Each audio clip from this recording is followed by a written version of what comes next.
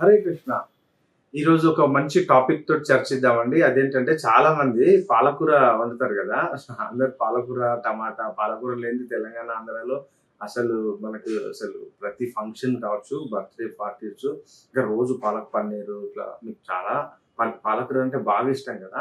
కానీ యాక్చువల్‌గా పాలకూరలో చాలా రకాలైనటువంటి ఖనిజ లవణాలంటారు. మనకు రోజు ఎసెన్షియల్‌గా మినరల్స్ అంటాం గదా! సూపర్ ఉంటాయి. అన్నిటికంటే ఎక్కువ ఉప్పు ఎక్కువుంటది గదండీ!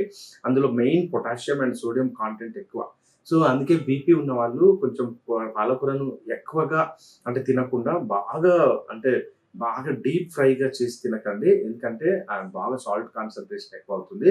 రెండోదేంటంటే మెయిన్ కిడ్నీ ట్రబుల్ ఉన్నవాళ్ళు, సీరమ్ క్రియాటినైన్ ఉన్నవాళ్ళు మాక్సిమం తగ్గించి తినండి. ఎందుకంటే అందులో బాగా సాల్ట్స్ ఉంటాయి. పాలకూరను మాత్రం మనము రోజు ఖచ్చితంగా తీసుకోవాలండి. ఎందుకు తీసుకోవాలంటే బేసికల్‌గా మన యొక్క భారతదేశంలో ఐరన్ తోటి అంటే ఇనుముతోటి కడాయిలుండే ఒకప్పుడు. ఇనుముతోటి గిన్నెలు గాని, కడాయిలుండే. మనం వంట చేసేది. రోజు ఏదో రకమైనటువంటి ఆహార పదార్థం మనం మెయిన్ ఐరన్‌తో కూడినటువంటి ఆహార పదార్థాలు తినేదనమాట. ఎందుకంటే అందులో ఆ బాణాలి లేదా బాండి ఇవన్నీ పోయినాయి. ఇంకా ఒకప్పుడేమో క్యాస్ట్ ఐరన్ గూడా ఉండే. పోత ఇనుము అంటాం చూడండి. దుక్క ఇనుము ఆర్ పోత ఇనుము అంటాం.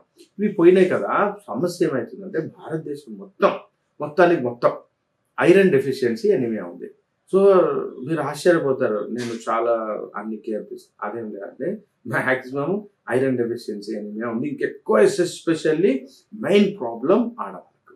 ఆడవాళ్ళకైతే అసలు మాక్సిమం వాళ్ళు పట్టించుకోవట్ల. ఎంత డబ్బులున్నోళ్ళు కూడా, బాగా సంపాదించేటోళ్ళు కూడా కనీసం ఐరన్ డెఫిషియన్సీని వాళ్ళు పట్టించుకోవట్లేదు. దాన్ని ఎలా రిప్లేస్ చేయాలో అర్థం కావట్ల.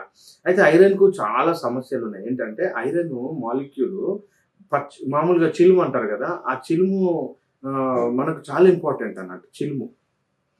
సో, అది లేదిప్పుడు. ఆ చిలుములో ఇప్పుడు ferrous fumarate, ferric oxide, ferrous oxide, ferric hydroxide ఇట్లా ఎన్నో రకాల ఫార్మ్స్‌లో ఉంటదండి. మనకు పాలకూరలో వచ్చేటువంటి ఐరన్ కూడా మన బాడీ అబ్జర్వ్ చేయదు. ఎందుకంటే పీల్చుకోదు. సో, దానికి ఒక చిన్న హ్యాక్ ఉందండి.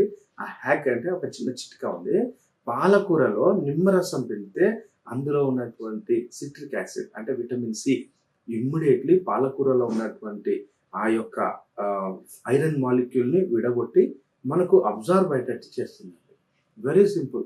ఎవరైనా కూడా పాలకూర వండినప్పుడు ఖచ్చితంగా పైనుంచి కొంచెం నిమ్మరసం పిండుకుంటే మరీ బాగా ఉడికేటప్పుడు కాదండి. జస్ట్ దింపేటప్పుడు.